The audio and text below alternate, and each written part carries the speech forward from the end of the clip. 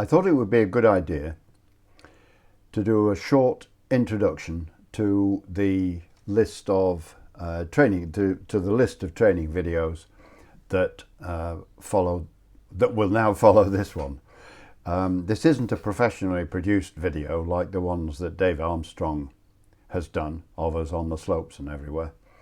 It's just me in my office doing a sort of amateurish presentation, which I hope you'll forgive.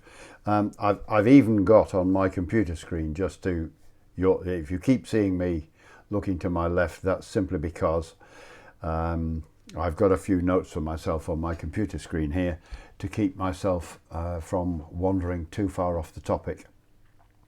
I thought it might be an idea to just explain why I've done these videos and written the books in the first place. And that's because basically I'm a man on a mission. Nearly 40 years ago I took up skiing as a holidaymaker, like everybody does, and I found ski schools were actually pretty hopeless. I went to them for quite a few years and I really didn't get any good at all. Then I did what almost everybody does, and that is to stop going to ski school and begin skiing around the mountain in the hope that just getting the miles in might do the job for me, and that didn't. It just embedded bad habits like it does for everybody. And in the end I did again what nearly everybody does, and that was to begin to think that since I wasn't able to improve my skiing very much, it must be me. Well, it wasn't. It was them. And I didn't know that until I was very fortunate and I met a guy called Gerald Harrison, who was an English Ski Council coach, which is something I didn't even know existed. And in just 1 week, he managed to change the way not only that I thought about skiing, but the way I thought about myself. Previously, I thought, well, I'm absolutely hopeless, I'm a lost cause. And then it proved I wasn't. And in the end, it was Gerald who persuaded me to carry on and get trained and eventually to become a coach. So I've not got a very high respect for most ski schools. But don't get me wrong, I mean, they know skiing, and an awful lot of the instructors in the ski schools can ski like mad. I mean, they can ski a lot better than I can. But the trouble is that it's become institutionalized, and the whole system's been institutionalized and become sort of, it's so important economically for an awful lot of the skiing nations that the governments of those nations actually tried to create, well, did for a while, create monopolies, which the EU finally broke down. But what happens is that somebody who wants to become a ski instructor goes to what are basically companies, pays them a lot of money, they get told things by the ski school, and the way to get your qualification is by feeding back to the trouble is the system is such that it's the training organisations which also do the qualifying.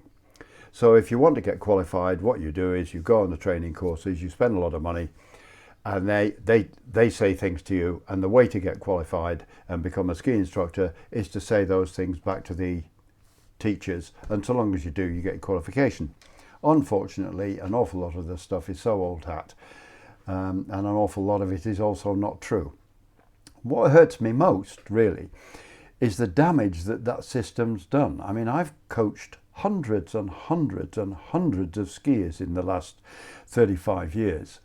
And the commonality amongst them is that they've all come to me feeling that they were hopeless. They began to have very low self-esteem about skiing. And it was unjustified. They've got just as much potential as anybody else, and so have you.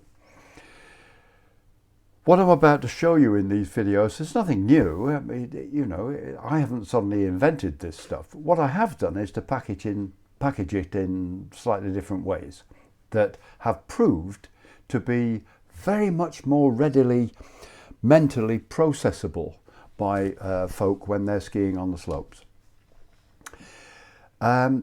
It's broken down into a series of groupings, if you like. The first grouping is to do with preparation, and the videos that are concerned with that are how to get a stance that works.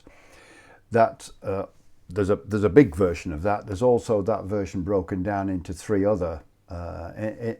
sections, being how to get a stance that works, another one called gone fishing, another one called befriend a beetle, and those are followed by two more. One is called Ankle Flex is Essential, and the other one is called Ready for Action. Those are all concerned with postural matters because they're pivotal. And I owe a chap called John Arnold for this. He was a Basie trainer, and he used to call this ideal posture your home base. I thought it was rather good because it's not something you can adopt at the top of a slope and maintain all the way down, looking all stiff and starchy. It has to, you've got to be mobile and adjust to the bumps and what have you. But he called it his home base because he said that was a safe place that you were always trying to get back to. So thanks to him for that. The next video after that is me explaining to my group of skiers how skis work. And it's to do with understanding those issues, because I've found that it's impossible to learn something if you don't understand it. And what doesn't happen at ski school is anybody explaining why skis do what they do. There's another issue as well, I think, which is that, if, for example, if you go diving, you go scuba diving, they don't take you straight into the water. What they do is they take you to a classroom somewhere and they tell you how it all works. Then they take you to the water and you begin finding out for yourself. That doesn't happen with skiing. What happens with skiing is you go to the slope, they stick you on the slope, and you sort of drop you in the deep end, which is a bit dodgy really, because especially at the beginning, skiing can be quite scary. No need for it to be once you know how to do it, but it is. And the beauty of understanding it is that it enables you to work out for yourself what's going on, and in the end you can actually become your own coach. The next grouping of videos 8, 9 and 10, are called arcs and turns, to fall or to flow, and squeeze that beetle. What they're about is not trying to ski parallel. Don't try to ski parallel.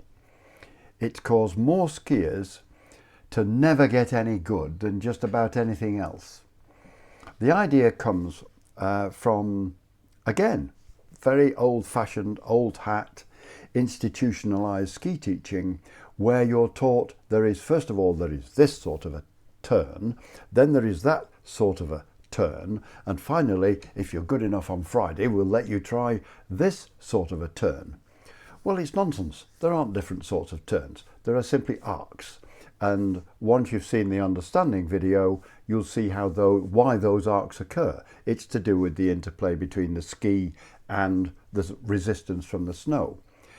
And what happens by having this concept of there being a number of different turns is that folk want to think of themselves as parallel skiers. And so they'll go into an arc and then they'll lift the inside ski and plonk it down next to the outside ski. Or they'll slide it into the outside ski. Indeed, that's still being taught, which is terrible. But it is. Parallel skiing's got nothing to do with any of that. Parallel skiing results from skiing a bit faster. So if you can't if you can't get your skis to generate a good quality arc while you're traveling slowly with your skis in a wedge, you're never going to do it by trying to make your skis go parallel. Once you can get a good quality arc to initiate and progress with your skis in a wedge, all you have to do is get a little bit more confident, ski a little bit faster, and what happens is your skis get pushed together into a parallel format by Mother Earth. Don't try to ski parallel, just makes you look a bit of a mug. The next group of videos, 11 and 12, are called the 3 stages of learning and the importance of feedback. And what these are concerned with is handling your psyche, not beating yourself up. Don't beat yourself up if things aren't going well. It's not you, it's just you're in the process of learning. And learning means making mistakes. If you're not making some mistakes, then there's probably no learning going on. Either you already know it, or unfortunately no progress is being made.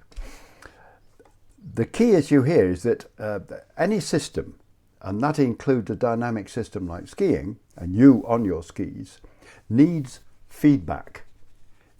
You need to be aware of feedback coming from the snow, coming from your skis, because it's that feedback that enables you to adjust things, change them slightly, have them progress. And systems require negative feedback. That doesn't mean sort of somebody coming along and saying nasty things to you. It's to do with modifying the system's behaviors. And so what those two videos 11 and 12 are about really is the importance of developing the ability to be aware of what you're getting. When you do something, what do you get back? Being aware of it in real time. Video 13 is an interview with the man who knows more about skiing than anybody else in the world. That's John Shedden, put at its simplest, and you'll learn a lot from it. That's followed by the final grouping of videos, which are all to do with, at last, simple, effective practices.